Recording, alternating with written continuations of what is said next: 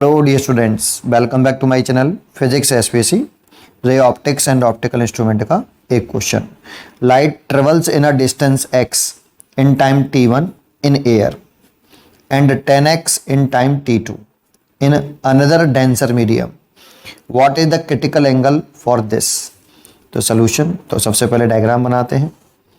इधर तो एयर है, इधर कोई अनदर डेंसर मीडियम है, डेंसर मीडियम। ये रेयर मीडियम हो गया, ऑप्टिकल रेयर मीडियम।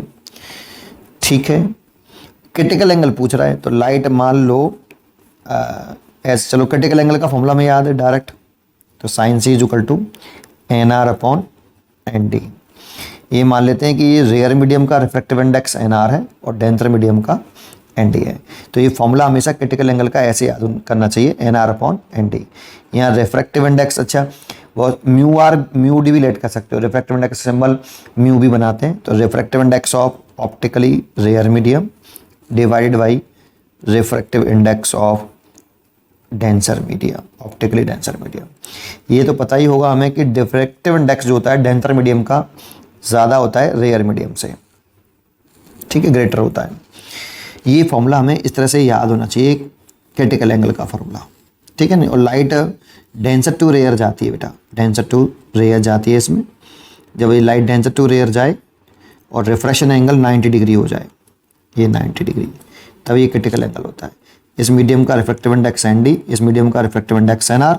इस जगह पर आप स्नेल्स लॉ लगाओगे ना तो प्रूव करोगे तो यही आ जाएगा। स्नेल्स लॉ लगा के देखिए, यही आ जाएगा आपका, ठीक है।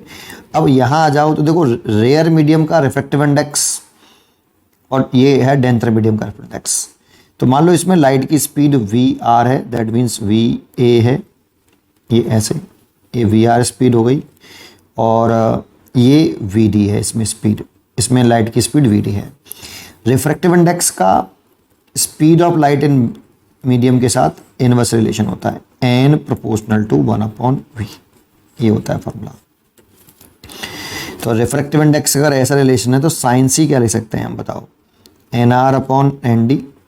इनवर्स रिलेशन है तो ये हो जाएगा speed of light in denser medium और speed of light in rare medium.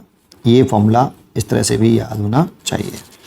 अब कर लो, तो sine C is equal to लिख रहे हो, ये डेंसर मीडियम में लाइट की स्पीड है, तो डेंसर मीडियम में कितनी डिस्टेंस चला है, 10x, कितने टाइम में चला है, t2।